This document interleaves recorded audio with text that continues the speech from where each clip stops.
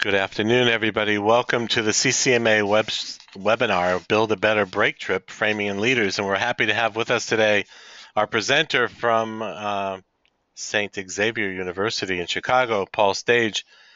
Paul is currently the director there at St. Xavier University. It's a Mercy-sponsored institution in Chicago where he focuses on promoting leadership development in young adult faith life. And prior to St. Xavier, Paul was a director of social action at the Newman Center at the University of North Carolina, Chapel Hill.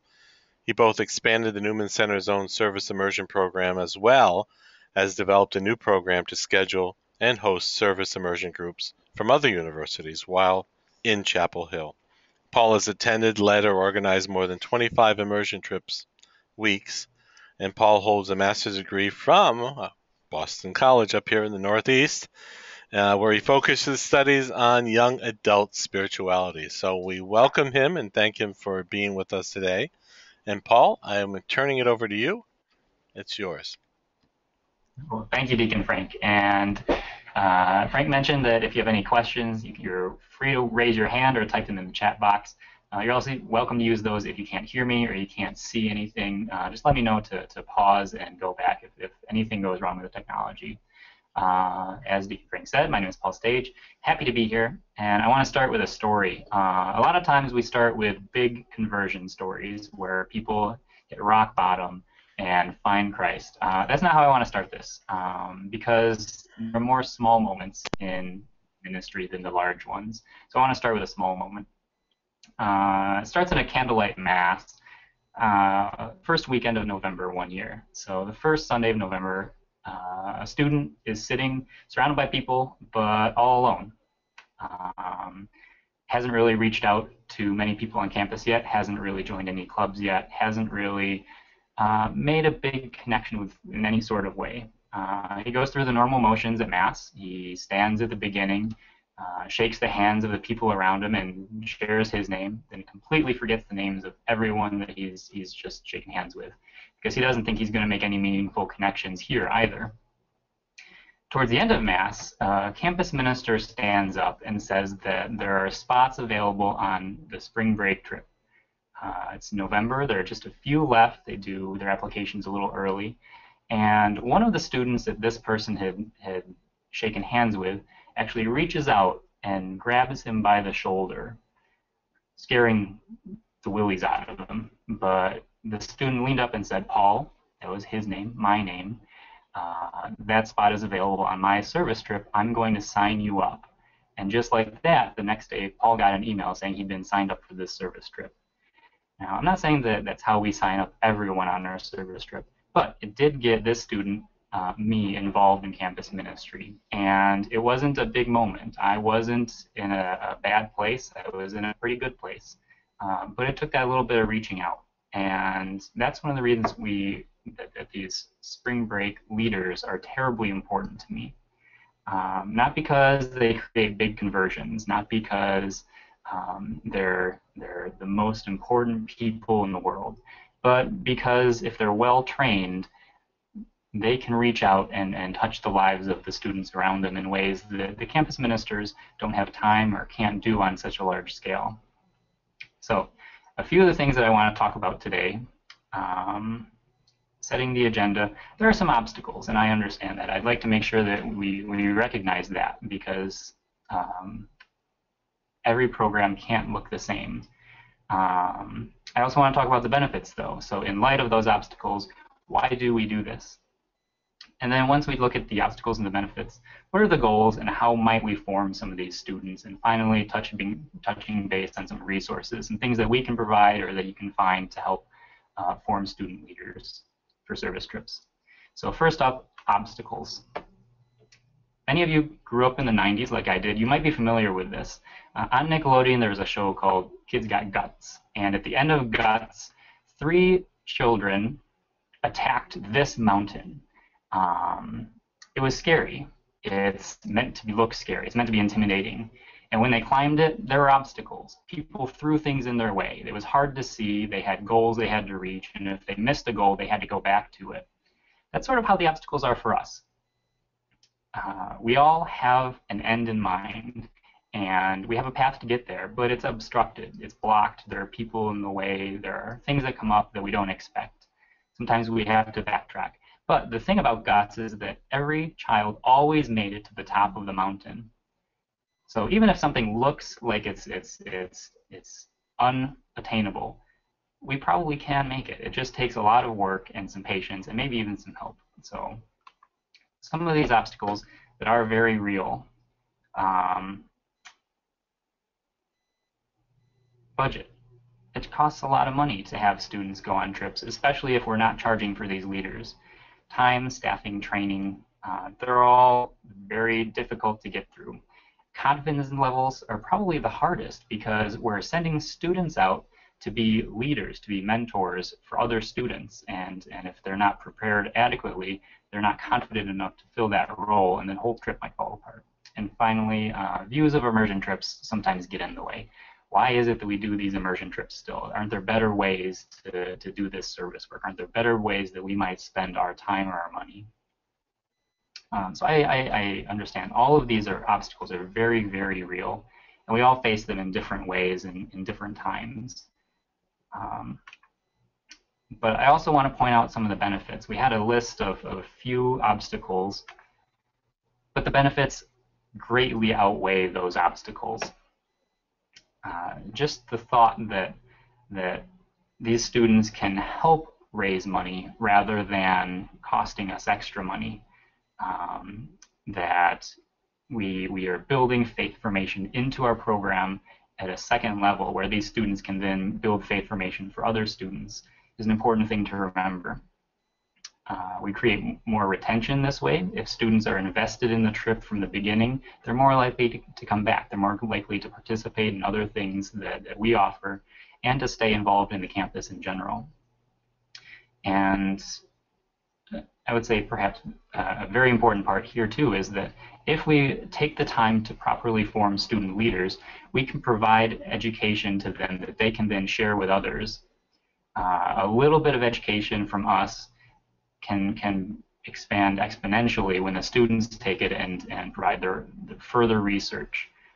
So a little bit of investment from us can provide a huge return from the students in creating a more socially just program and an integrated program into daily life. But probably the biggest benefit that I can see is that to have a student leadership team is to create a discipleship model. And it's similar to the way that Christ ministered when he was on earth. So when Christ came into Jerusalem, when he came into Nazareth, when he came to earth and walked around, he didn't do everything himself.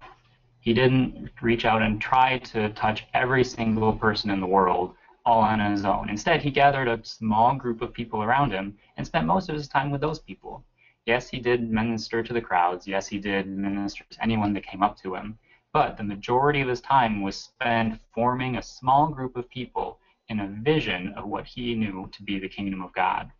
And he did that by sharing of himself, by passing on lessons, by being a real presence in this small group of people's lives. And then he sent this small group out. When he sent the small group out, he continued to minister himself. He continued to reach out to new people.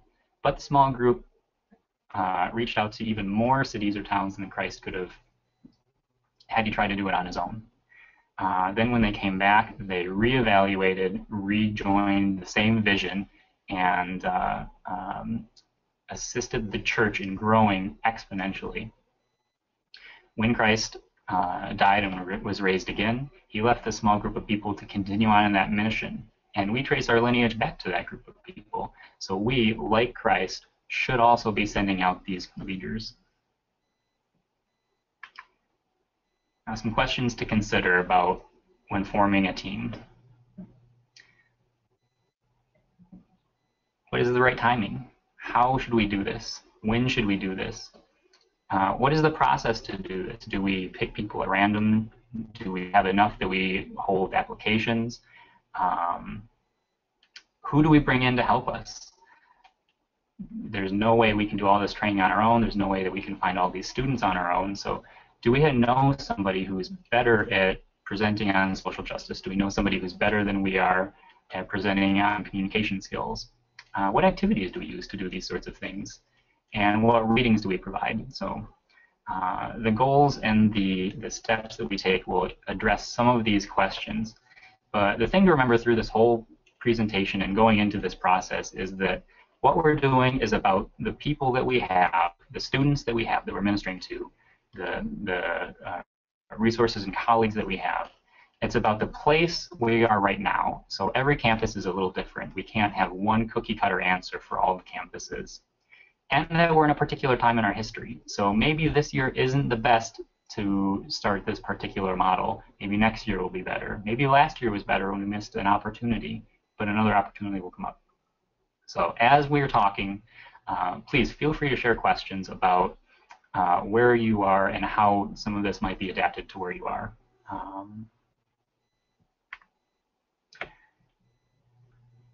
So some of the goals, I want to focus on 3 goals in forming a student leadership team.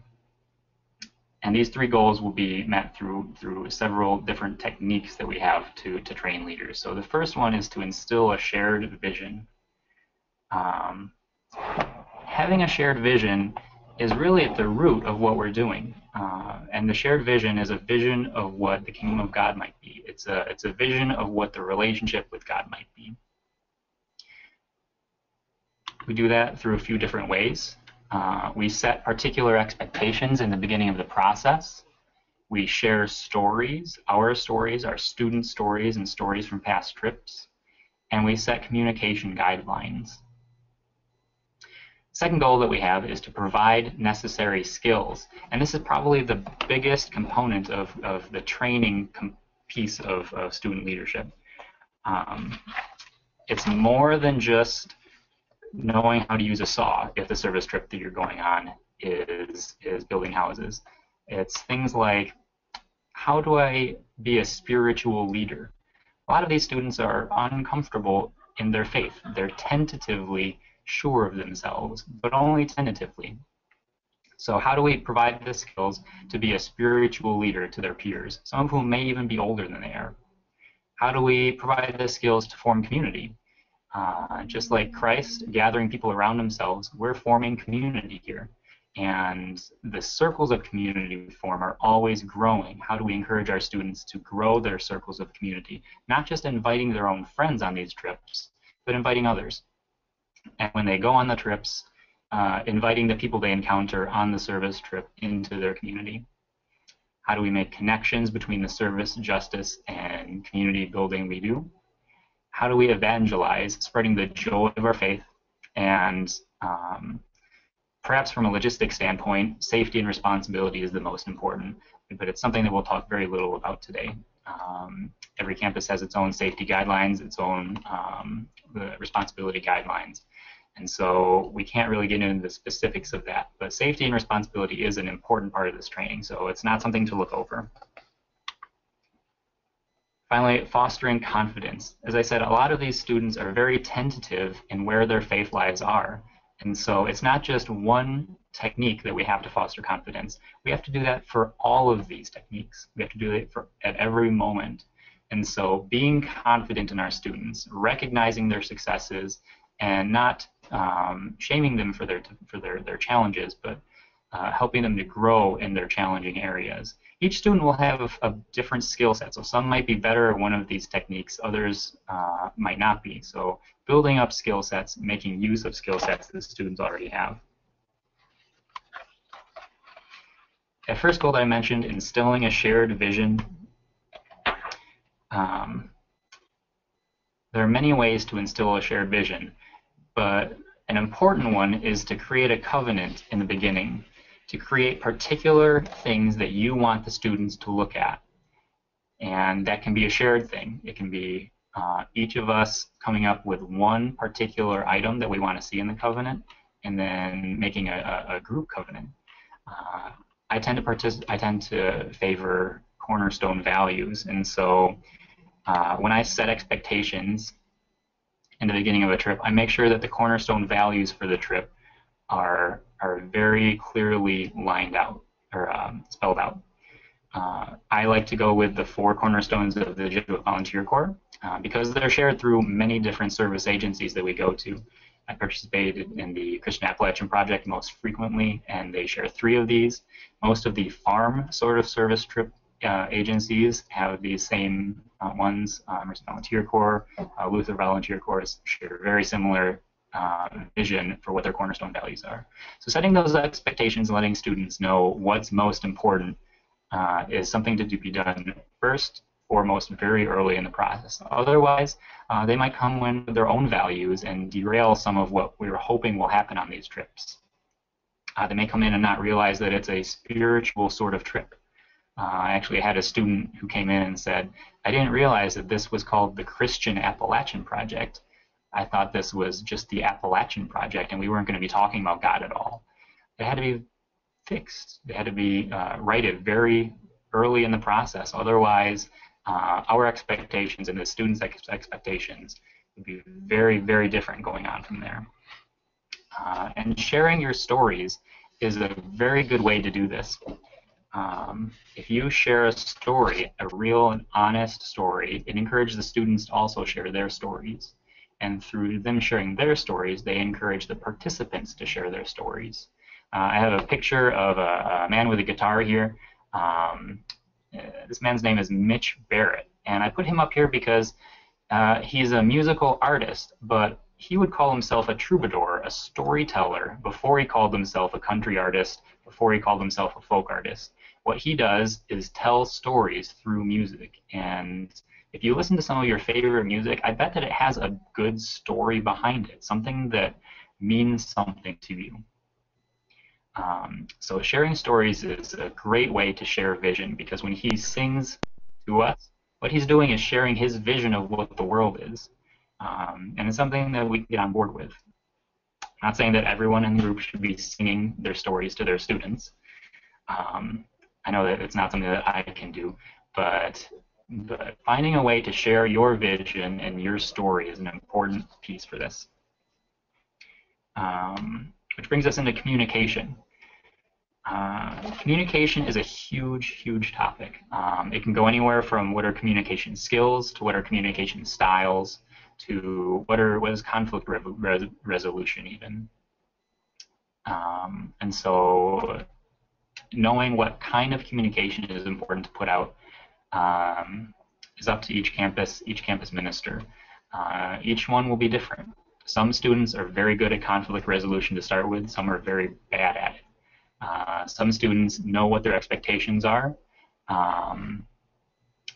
and some don't. So being very clear up front about communication will also set for a good trip. It'll help to share the values of the trip. It'll help students be prepared for them. This is the end of the first goal that I had, and Deacon Frank thinks it's a good time to take some questions. I agree. So are there any questions, Deacon Frank? No, but I can ask. If anybody has a direct question, please raise your hand. Or if you'd like to send it over, we'll be happy to read it to Paul. Paul's given a good amount of information here, and I just want to make sure it's clear to everybody. I'd be happy to go back if you need to. Seeing no questions, you are apparently getting all the information you need to get across. So in the meantime, feel free, folks, to send your questions over as they come up, and I'll feed them over to Paul. So we'll turn it right back to you, Paul. Thank you. All right, so remember that first goal is to instill a shared vision. We do that through setting a common vision, setting common expectations, and creating guidelines for communication early on.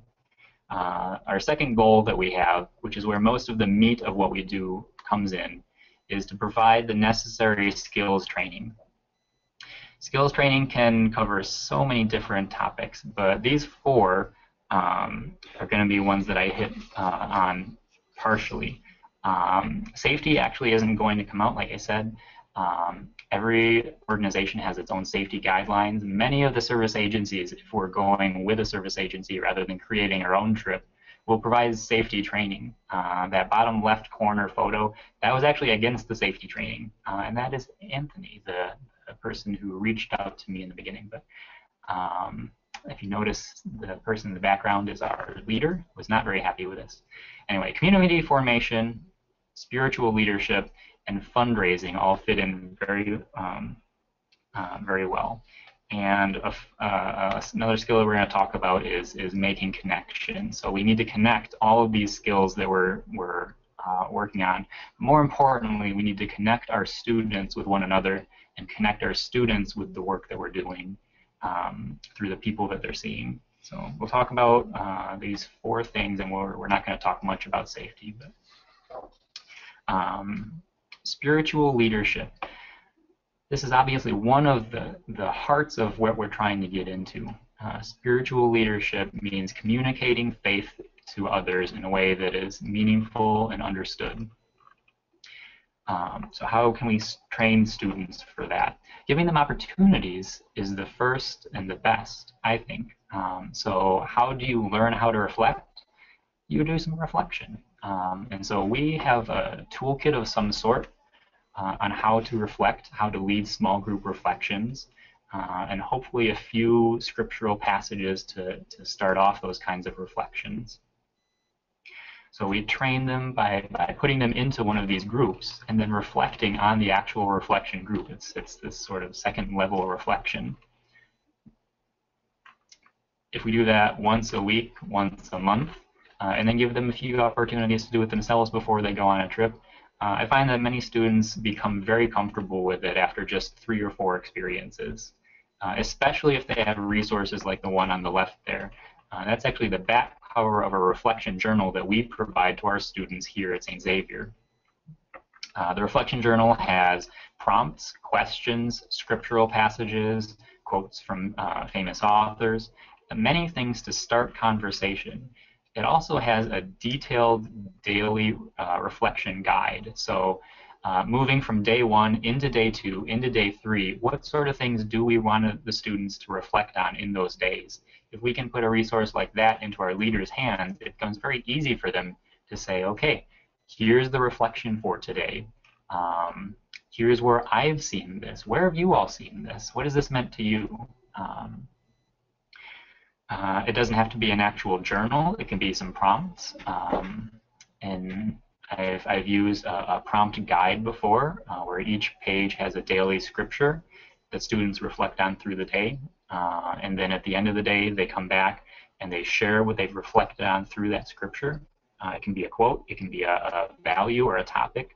I mentioned the 4 cornerstone values of the Jesuit Volunteer Corps that I use frequently. Each school probably has its own values as well. We have 7 here at St. Xav's. And for longer trips, they reflect on one value each day and try and connect that to the work. Finally, for spiritual leadership, leading prayer is a very difficult thing for many of the students that I've encountered these days.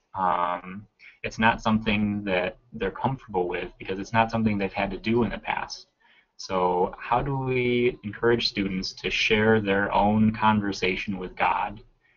Because that's what we mean by prayer. Prayer is having a conversation with God. And so how do we do that with others or in front of others sometimes? Again, practice makes perfect. So in some of the training sessions, modeling extemporaneous prayer, modeling prayer off the cuff, and then giving an opportunity for students to partake in it themselves. A particular favorite of mine is a hand squeeze prayer. We join hands. One person who is comfortable leading prayer starts it off and then squeezes the hand of the person next to them. That person then has their own conversation with God, where they ask for graces in some way. They pray for Thanksgiving. They admire the awesomeness of creation around them. They ask for forgiveness in some way, and then that person squeezes the next person's hand in that way. Everyone realizes that it doesn't have to be a grand gesture to have a conversation with God. It can be a very small thing.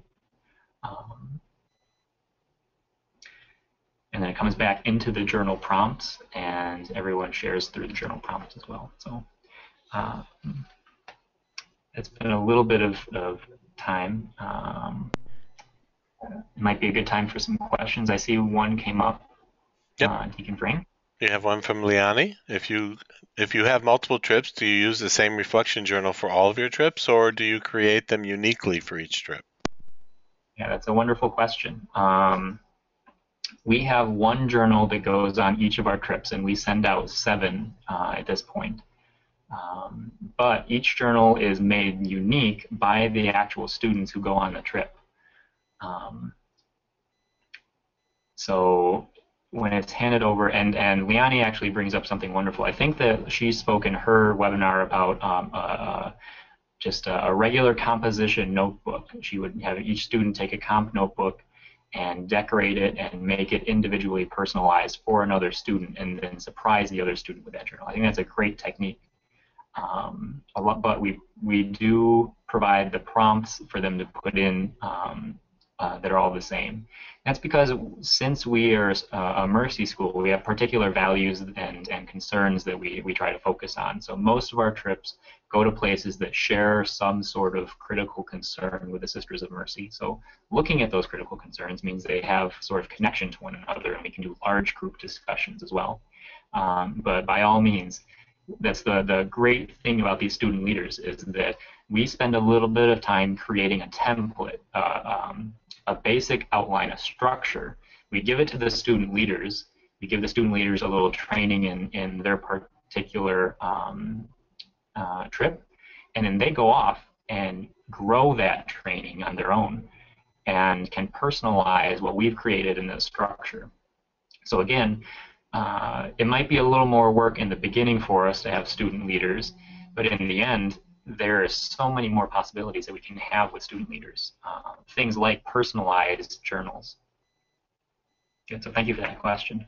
Are there any other questions? If you'd like to raise your hand, feel free, or send it over in writing. Just take a moment here to see if any hands are raised. Okay, I'll turn it back to you, Paul. Wonderful. So under that same goal of creating necessary skills or training in necessary skills comes forming community. Forming community takes many forms. It's community with the students on the trip. It's community between the trips if you're a school that has multiple trips going out at the same time. It's recognizing that there are people back at the school that are part of your community and share your concerns, even if they can't go on this trip. And it's the people that you encounter in the service destination. So creating community is not one particular community to form. It's really growing circles of community. And again, this is the discipleship sort of model that Christ gave to us, where a small group of people becomes comfortable with one another, and then that comfortable group branches out and leave one another to form new circles of community, who they then become comfortable with, come back together as a larger circle, and branch out again. I think it's a wonderful thing when it happens well, but it's a difficult thing to happen. Of the 25 trips I've taken, which by comparison is not an awful lot when I stand next to some of the other people that I'm sure are in on this webinar, but of the 25 trips that I've gone on, the bottom left photo there is of some of the people that have become the most well bonded. When you can fall asleep on somebody else in a moving car and in the mountains of Appalachia, you know you're close to the other people. So those people, each of them come from a different school, and in just 3 days, were so comfortable that they could fall asleep on one another, they could trust each other to hold nails as they're swinging hammers, and most importantly, they could trust each other sitting up late at night talking about their faith and hashing out very difficult faith problems that they were encountering.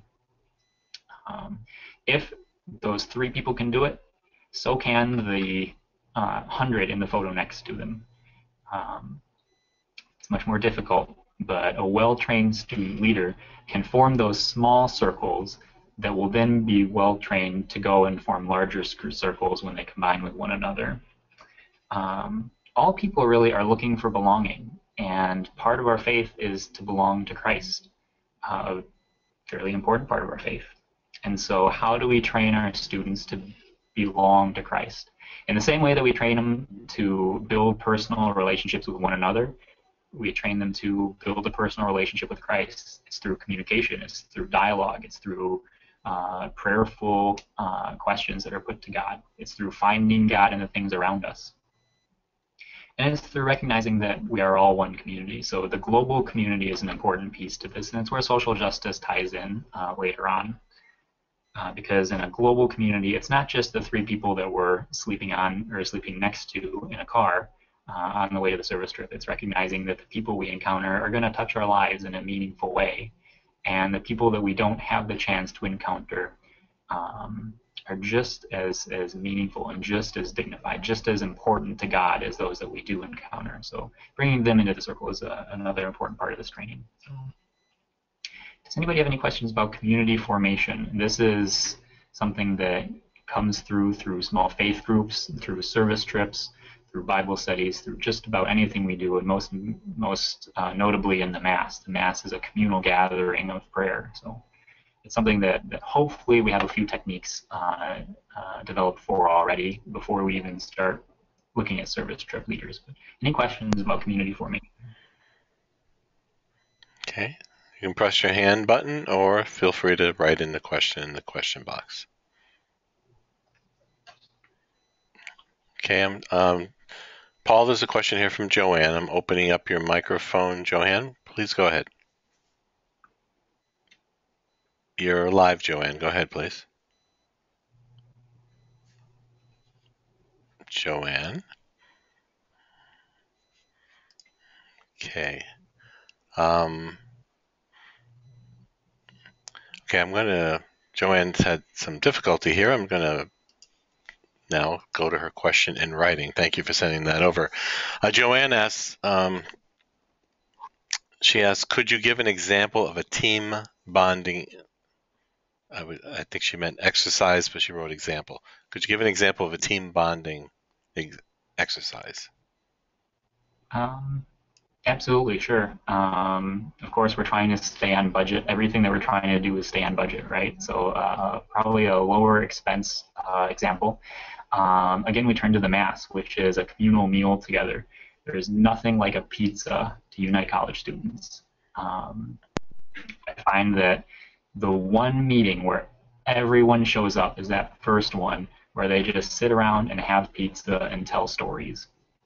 So turning back to sharing stories, if we train our leaders to share their story first and most passionately, what is it that is in their heart most deeply, that'll encourage the other students to also open up a little bit. So a simple, easy, inexpensive team bonding activity is just to order a pizza, sit around, and have some pizza together. It can be any sort of icebreaker that comes up. Of course, as students get to be juniors and seniors, they kind of groan and roll their eyes when we say there's an icebreaker. So relying more on the actual relational things is very important.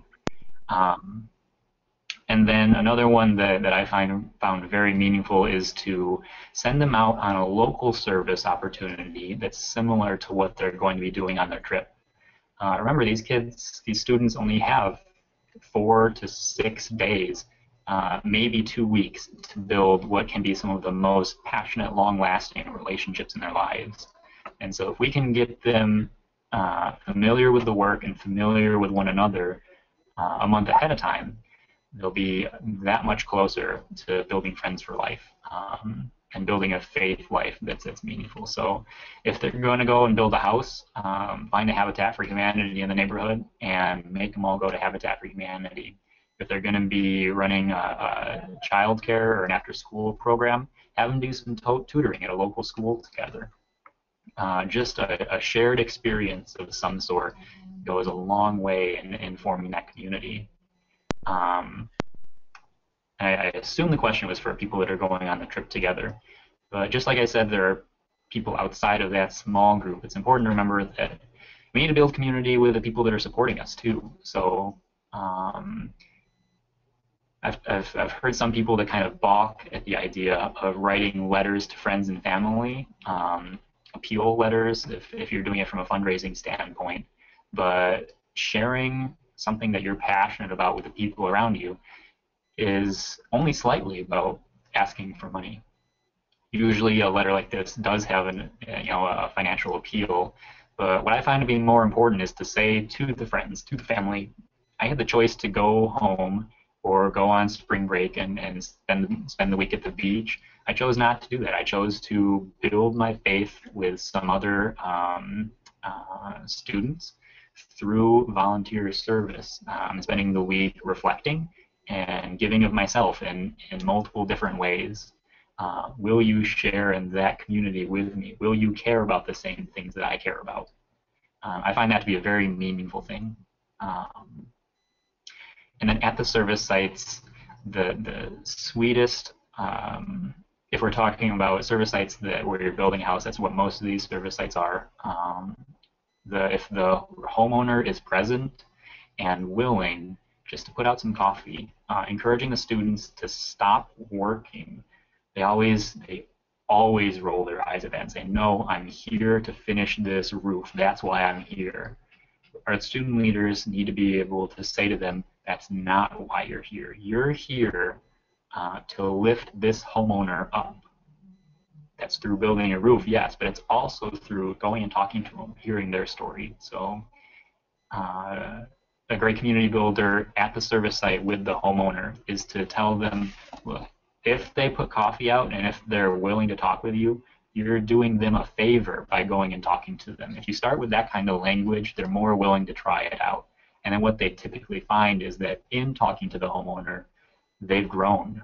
They grow in community, they grow in Christ. And they come back and they say, I didn't do her a favor. That was amazing. I grew in that. And then you can say, yeah, I guess I forgot to say that part was going to happen too.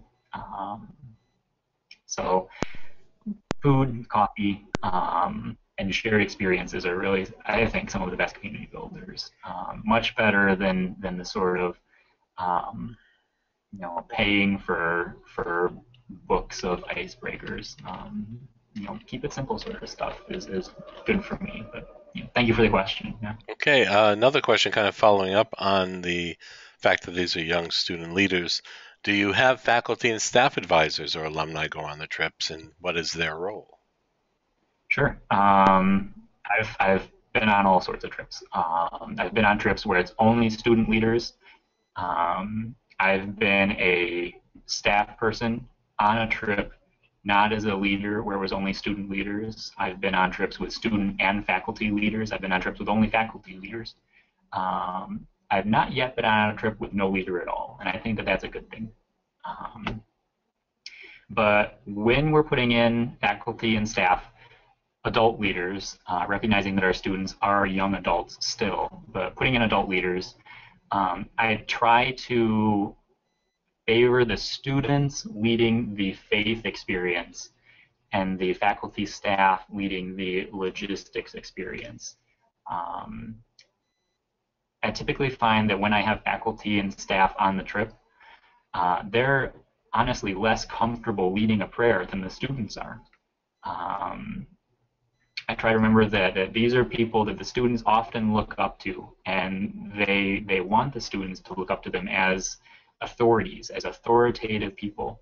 And yet their field of authority is rather narrow. Even a professor of religious studies might not be comfortable leading prayer off the cuff.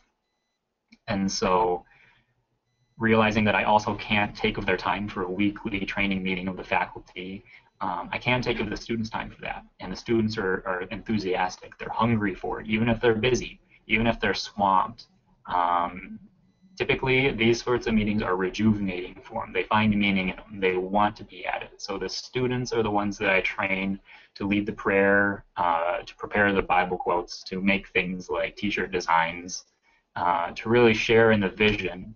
And then I rely on staff to drive the car so that the student can turn around and do an icebreaker in the car, to make sure there's a first aid kit, and if there is an accident, to take care of the accident, things like that. Okay, very good. Any other questions before we ask Paul to move on?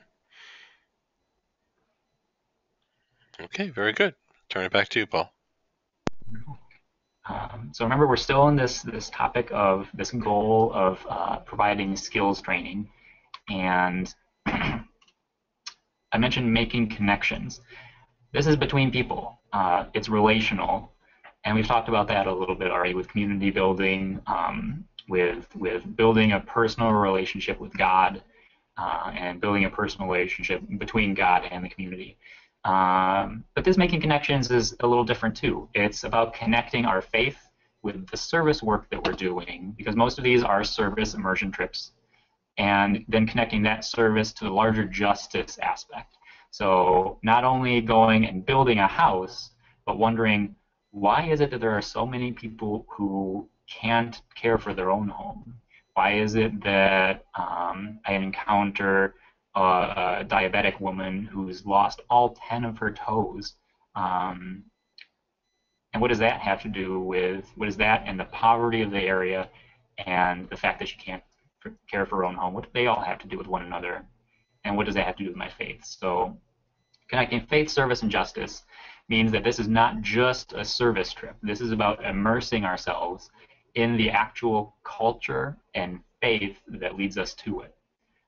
So if you just want to go and pick up a hammer and swing the hammer and at the end of it be done with it, that's not really the sort of service trip that I think we're called to. I think we're called to one that more follows what the USCCB talks about in the 2 feet of love and action. So I'm sure that many of you are familiar with this resource.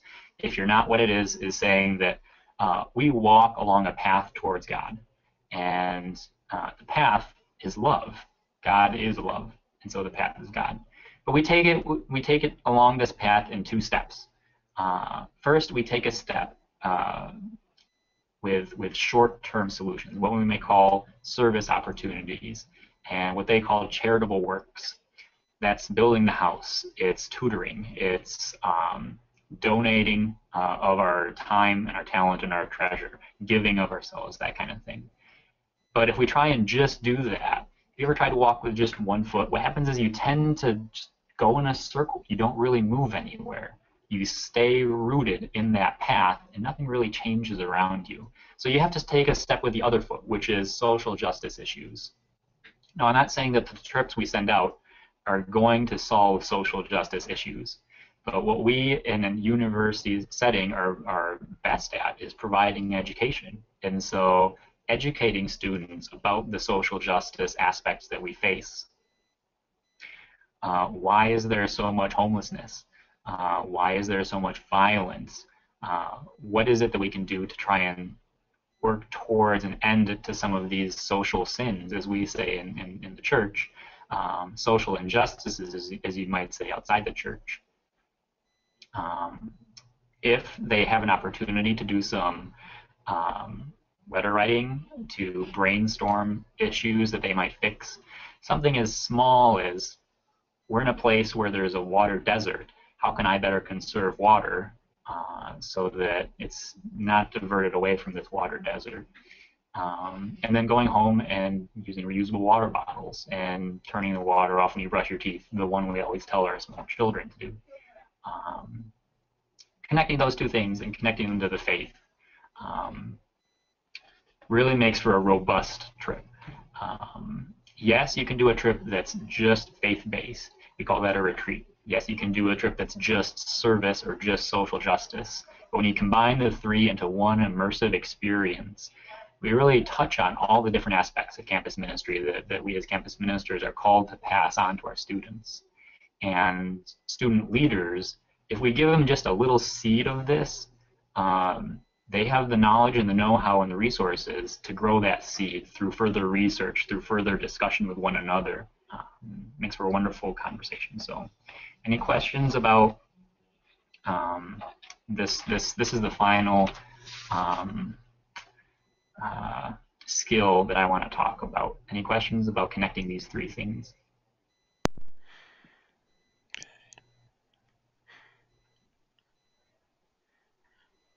Looks like we're good to go on. Very good.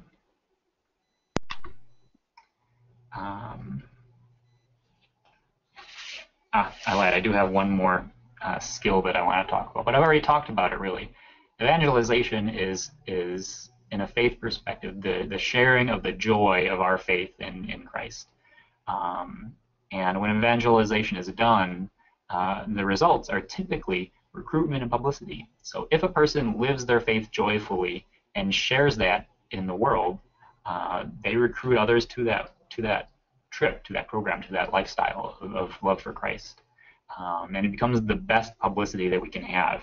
Now, the ways that I find to be most important as far as evangelization goes are to share personal experience, which ties us back into the beginning, where sharing stories was really one of the first things that we do, one of the first things that we train for.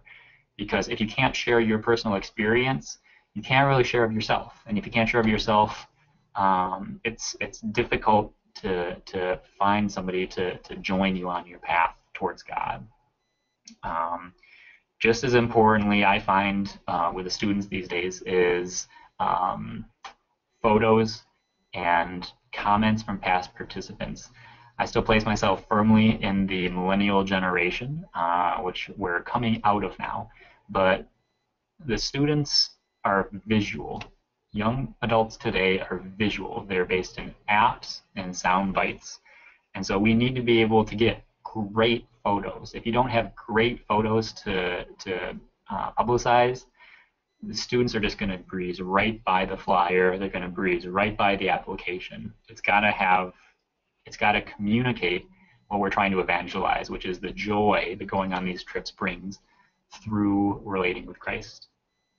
And that's the same reason we do comments. There was a day when young people just accepted authority and went to an authority figure for a lesson. I don't know when that day was, but it's not the day today. Students are just as likely to think that their peers or a blog on the internet have as much wisdom as the professors or teachers that they're running into. And so if we can get comments from people to go on the trip saying, if you're looking to reconnect with God or fellow classmates, then definitely go on this trip. That's just as powerful as if you paraded through with broadcast quality 30-second commercial. Because they can say, oh, well, if this other person who's very much like me had this great experience, I probably will too. And so the evangelization is something that students need to be trained in, not in the language of it, but in actually how to do it, how to live joyfully, how to share positive experience of God through these service trips with the people around them. Any questions on the evangelization piece?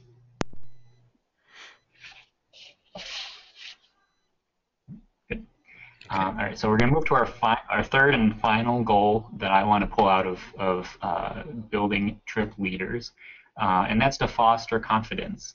I've said it once or twice now, these students, millennials, young adults today are tentatively sure of themselves, tentatively sure of their faith. That means they've been introduced, they've internalized it, but they're still a little hesitant to share it. They're still not totally sure they'll be accepted if they present who they actually are.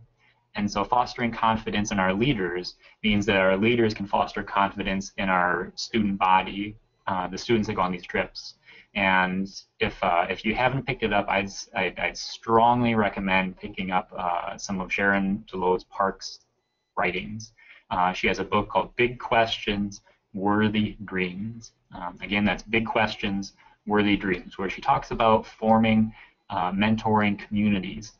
And as I said, students turn to one another because they think they have shared experiences, and they treat one another as authority figures. And so if you gather a group of them together, they become a community that mentors itself.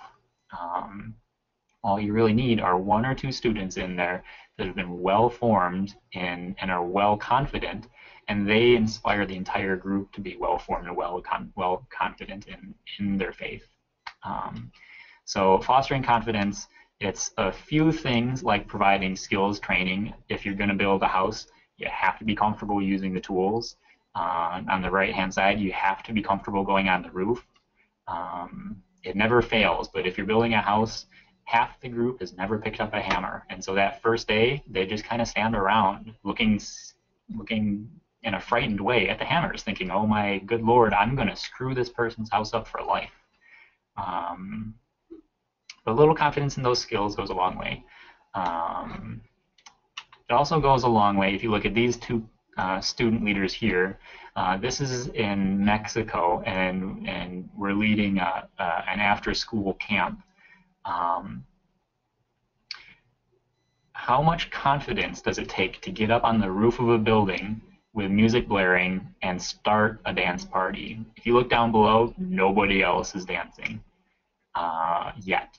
That's because they've just got up there, they've just started. It takes a lot of confidence, and both of these individuals are very extroverted, but there are ways to get introverted students confident in leading groups as well.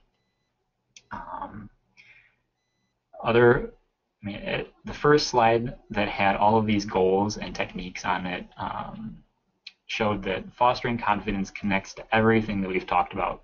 Student leaders should be confident to some degree in everything we've talked about so far. That means spiritual leadership, safety concerns, praying, talking about God, and reaching out to students. It also means things like recognizing when a student is uncomfortable, how to support a student when they're uncomfortable, recognizing when a student is scared or worried, recognizing when a student is talking too much, or not getting out of the trip what the trip is intended for. Sometimes, God forbid, students go on service trips for the parties. We usually incorporate something fun into the service trip, and they go for that something fun and ignore the rest. So student leaders do have a lot of skills to learn, but more importantly, a lot of confidence building moments for us to realize. That's all I have for the third goal.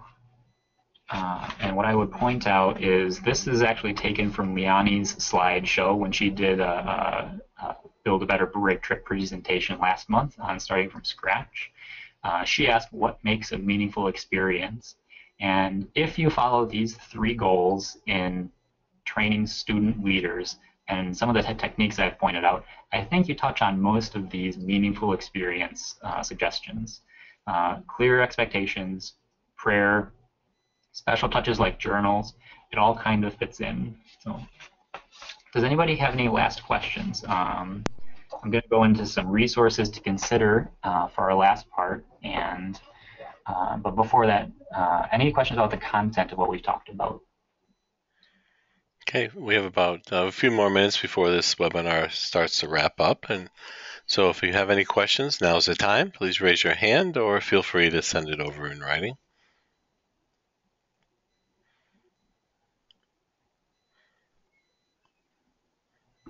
Okay, looks like you got all the information you need to get out, Paul. Very good. And if you want to go into the resources, and if any questions come over, I'll just let you know. Very good. If anybody does have more questions, these are some of the best places to look in my mind. First and foremost, and if you don't go anywhere else, look to your colleagues in campus ministry. A wise campus minister once told me there is no plagiarism amongst ministers. Most of what I present is in some way an adaptation of what others have shared with me. We are often islands among a sea where we're all trying to do the same thing. Why not share amongst one another? So along those lines, Liani and I and Krista and Catholic Campus Ministry Association are putting together a toolkit of things that we've found helpful in service trips and forming student leaders for service trips. So please look to CCMA for those resources and ask questions.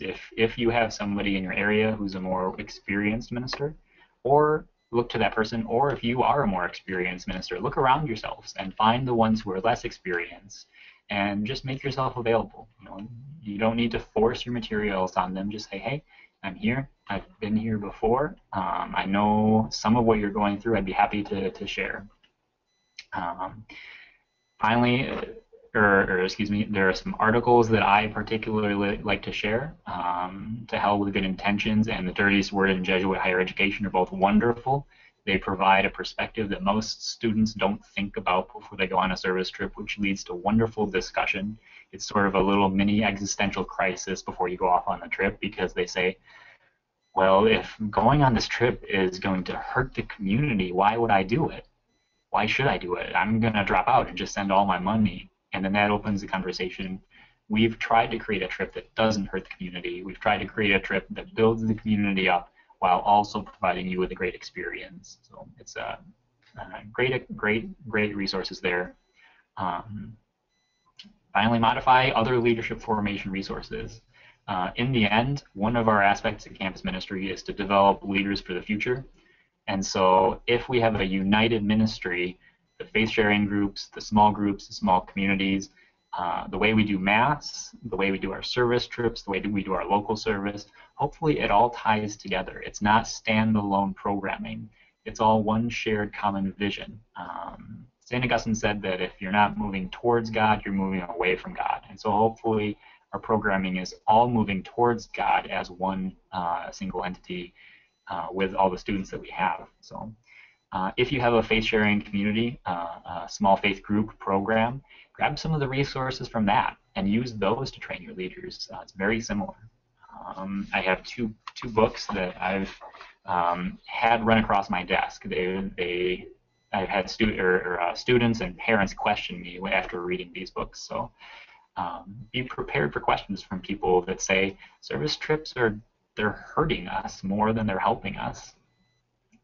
Toxic Charity and When Helping Hurts both get towards those questions. They say, yes, a lot of service work is terrible for the community that you're working with, for the students that go on it.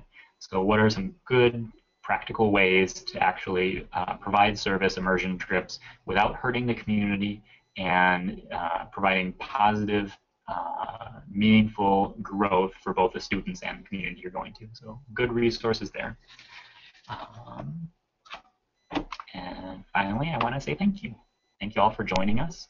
I'm here. I'm available if you have any questions. As I said, I've been doing service trips for about 11 years now. I've been leading service trips for about 5. So I'm not the most experienced, but I do like to think that I've spent a little time reflecting on it. And if any of you out there are more experienced or have some extra points to point out, remember, be willing to share and help the other ministers around us grow in faith as well. So, thank you. Any last questions? Thank you, Paul. Any questions before we wrap up? Right on time, by the way, Paul. Congratulations. All right. Hearing none or seeing none, just a couple of reminders. First of all, I would like to thank Paul on behalf of the CCMA members for taking the time, sharing his ideas along with the rest of the group on this topic of service trips. So we'd ask that you all consider joining us for the next one, which will be Build a Better Break Trip webinars, one called Bringing in the Furniture and the Kitchen Sink too. That's on November 17th at 4 p.m. Eastern Time. And then on December 1st at 3 p.m. Eastern Time, we have one called Pilgrimage 101. And those can be registered as usual through the CCMA. If you have a topic you would like to hear or a topic you'd like to present, feel free to contact CCMA's Krista Bollinger at Bollinger, Bollinger at ccmanet.org. And all of you will receive a follow-up feedback survey next week, and be sure to complete the brief survey that we may continue to bring you seminars and webinars topics that are of help and interest to you. So thank you all again for being here today. Thank you, Paul, again on behalf of CCMA, and we look forward to seeing all of you on our next one. And thank you, Deacon Rick. Take care all. Have a great night.